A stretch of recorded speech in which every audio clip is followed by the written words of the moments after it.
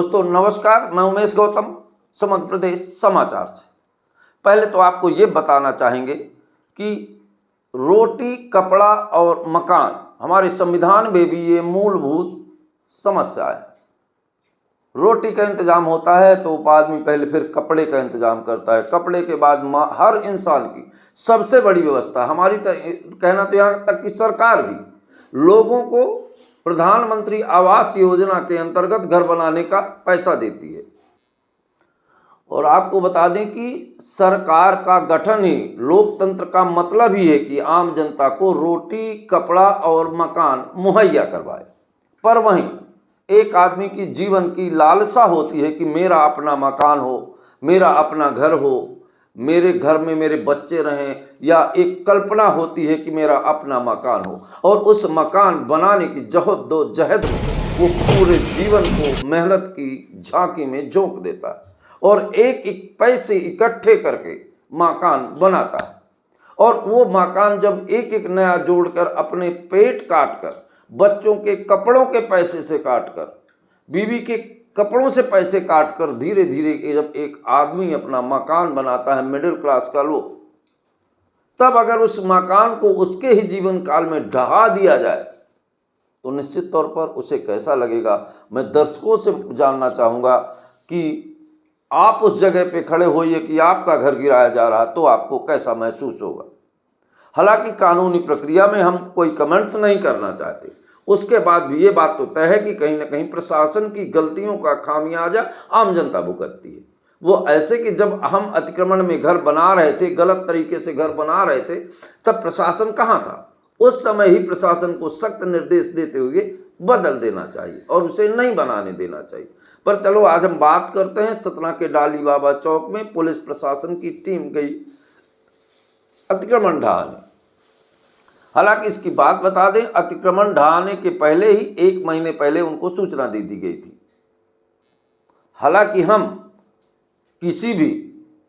हालांकि प्रशासन ने उसे पहले ही नोटिस दे दी थी। उसने भी, अतिक्रमणकारी ने भी 1 महीने का समय मांगा था। उस 1 महीने समय पूरे होने के बाद ही प्रशासन अमला लेके और वहां गया न्यायालय के आदेश का परिपालन करने।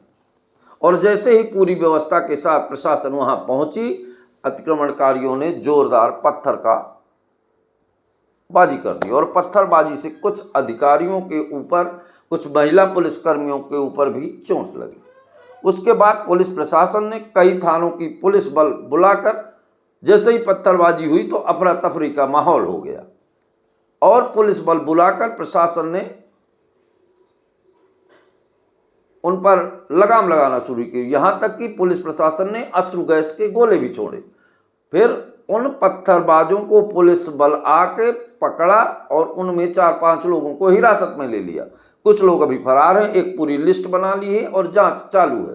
पुलिस प्रशासन का कहना है कि अब पूरी तरह से नियंत्रण में है और वहां पुलिस बल तैनात कर दिया गया है। अब किसी तरह की कोई समस्याएं नहीं है। पुलिस ने कहा कि हमने पुलिस के काम में बाधा डालना, सरकारी काम में बाधा डालना जैसी धाराओं में मुकदमा कायम कर दिया है। अब ये पूरी खबर, पर एक बात और को बता दें, जिस पूरी खबर के पहले हम किसी भी अतिक्रमण के पक्षधर नहीं हैं, पर मानवता के पक्षधर और मानवता की संवेदना ये हमारा अधिकार है। मैं एक बात और मानवता और संवेदना के लिए कर रहा हूं।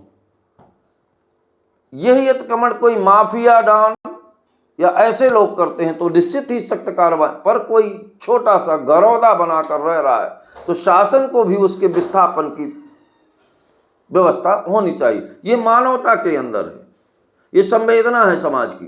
क्योंकि हर एक आदमी को, यहाँ तक कि चिड़िया भी अपने घोंसले बनाती है, मतलब घर की ज़रूरत होती है।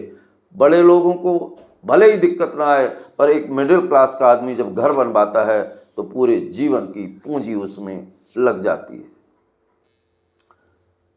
हालांकि इनका अतिक्रमण हटाना जरूरी है और सरकार को हटाना चाहिए, पर सरकार लोकतंत्र की है और लोक कल्याणकारी सरकार साबित करने के लिए सरकार को इनके रहने की व्यवस्था भी करनी चाहिए।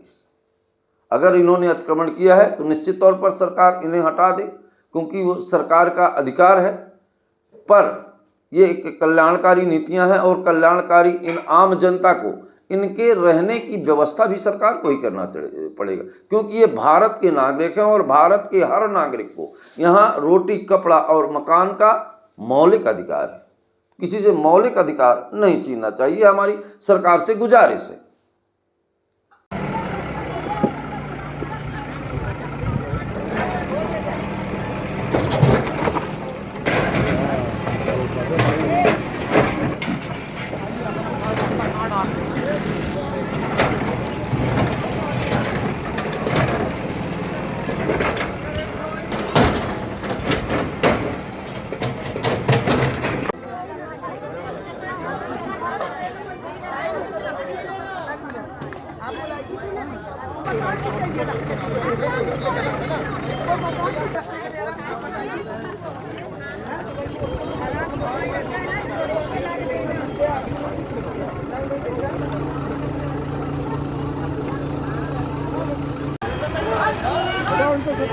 चलिए